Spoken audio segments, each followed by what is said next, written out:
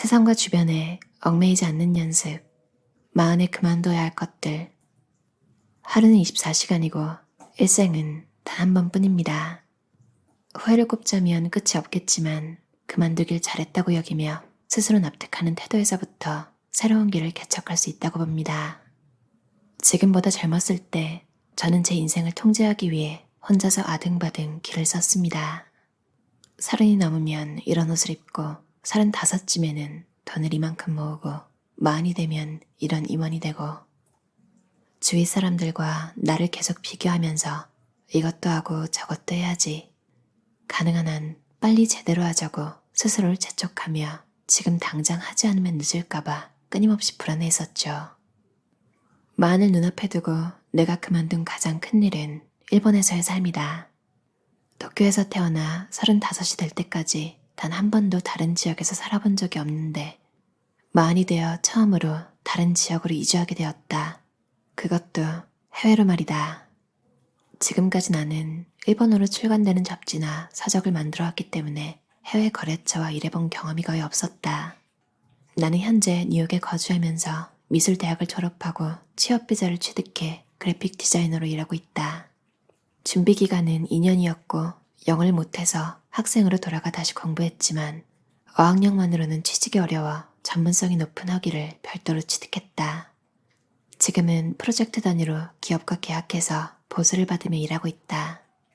일은 광고 대리점이나 디자인 회사의 사무실이나 집이나 여행지에서 원격으로 자유롭게 집행한다. 나는 해마다 자연임신의 가능성이 떨어지고 따로 출산을 계획하지 않아서 아이를 낳는 일도 아마 없을 거다.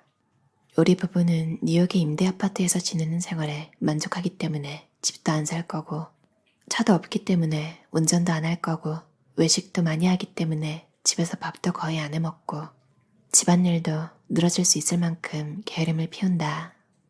같은 시기에 일본의 또래 부부들은 대부분 집을 사고 차를 사고 정원을 손질하고 아이를 키운다.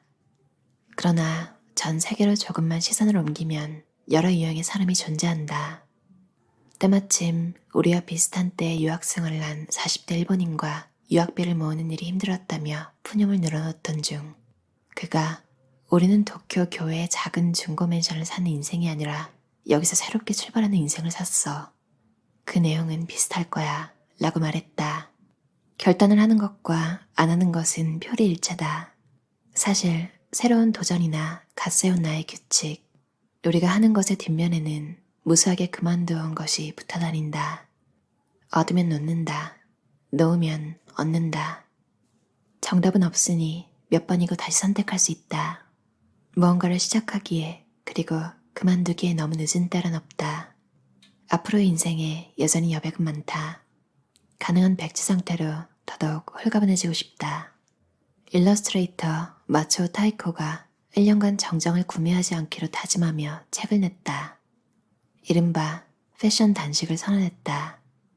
타이틀만 보면 어려워 보이나 자세히 읽어보면 방법이 여러 가지가 준비되어 있다. 우선은 100일. 나도 할 수 있을까?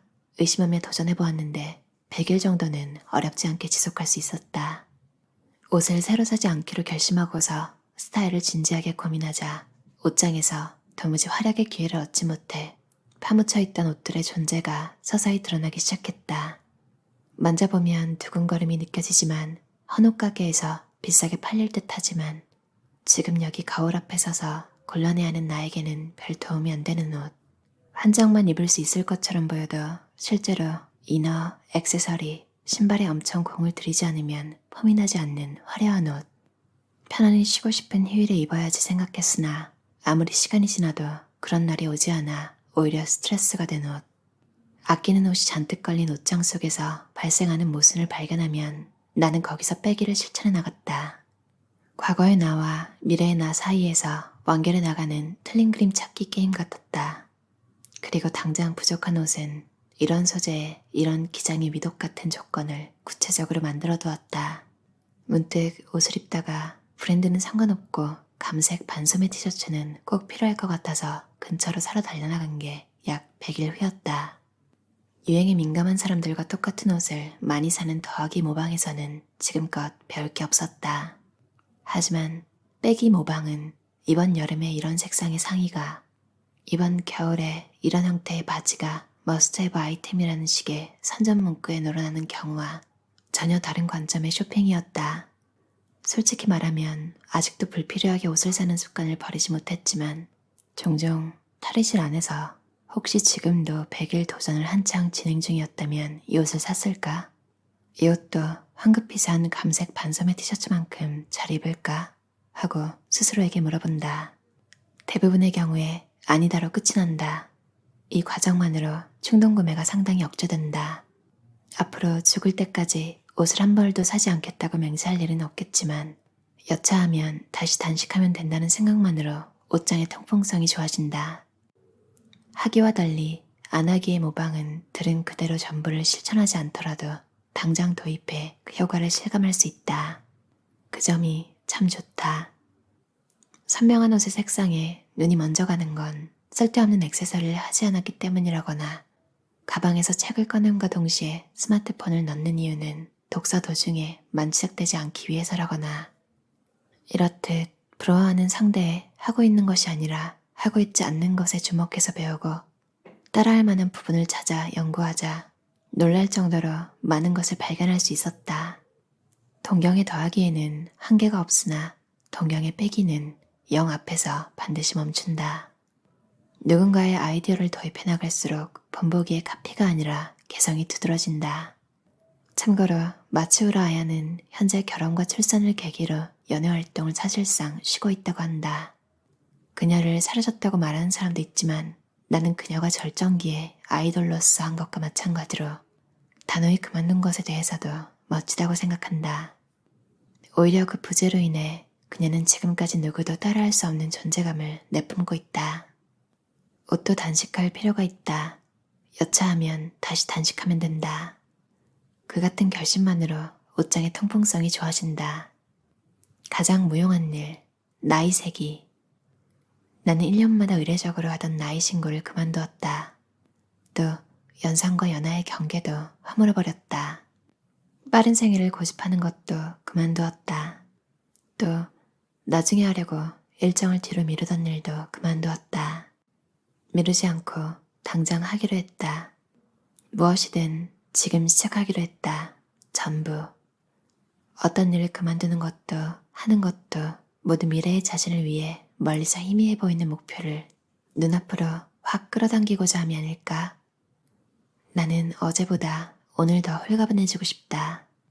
나의 바람대로 앞으로 나의 마음은 30의 생일날처럼 담담히 가벼이 흘러가길. 몸이 무거워지는 일은 피하는 게 상책. 음식을 소홀히 취급하지 않아야 한다. 그릇에 한 번 담은 음식은 자기가 책임지고 전부 먹으라는 말이 잘못된 가르침은 아니다. 다만 사람마다 한계치가 다를 수 있으니 무리하지 않는 선에서 때로는 남겨도 된다. 다 먹는 일에 지나치게 몰두하면 눈앞에 남은 맛있는 음식보다 훨씬 중요한 것을 잃을 수 있다. 바로 자신의 건강 말이다. 음식점의 1인분은 대부분 혈기왕성한 젊은이를 기준으로 설정되어 있다. 나이가 들수록 몸이 따라가질 못하니 음식을 남기는 일은 당연하다. 어엿한 어른이니 주문할 때 미리 밥을 빼거나 사이드 디쉬를 빼거나 따로 양을 조절해달라고 요청하면 된다. 덜어 먹을 때는 먹을 만큼만 덜고 욕심내서 많이 남지 않도록 주의한다. 간식도 음주도 무엇이든 적당히. 사전에 양 조절이 안 되는 런치 플레이트나 코스 메뉴를 먹을 때는 배가 80% 정도 차면 숟가락을 내려놓는다. 배가 불러도 더 먹고 싶으면 그 신호가 위장과 영혼 중에 어디서 왔는지를 스스로에게 물어보면 된다. 어떻게 하면 좋을지 신체가 알려줄 터이다.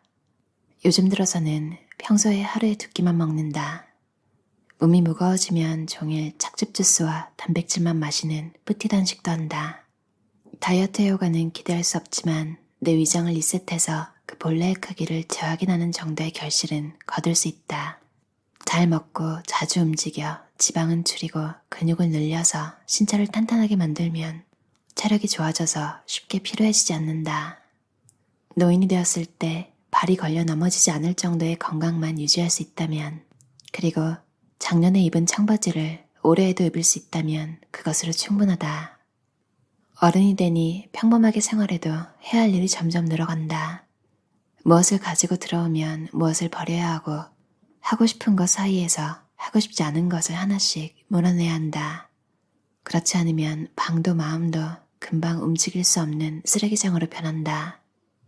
하고 싶지 않은 것도 제대로 해야만 한다고 생각해서 스스로를 영혼의 자살행위에 이르도록 만들었던 20대의 내가 어딘가에 죽어있더라도 이상할 게 없었다. 요리를 못하겠으면 컵라면으로 때워도 된다. 놀러 나갈 기운이 없으면 근처 목욕탕에서 느긋하게 몸을 녹이면 된다. 연애에 휘둘려 지낸다면 연애를 그만두면 된다. 건강을 해칠 것 같으면 다른 방식으로 일하면 된다. 게으름뱅이라거나 의지가 약하다고 꾸중을 들어도 괜찮다. 의지만 강하고 나머지는 헛돌면 그게 더 위험하다. 게으름을 피울 때마다 자신을 탓하더라도 자신의 시간이 없는 것보다야 훨씬 낫다. 어쩌다 갖는 미팅 이외에는 은둔형 외톨이처럼 생활 중이지만 이런 나도 완수해낼 일이 있다. 서투른 분야가 있지만 잘하는 분야도 있다.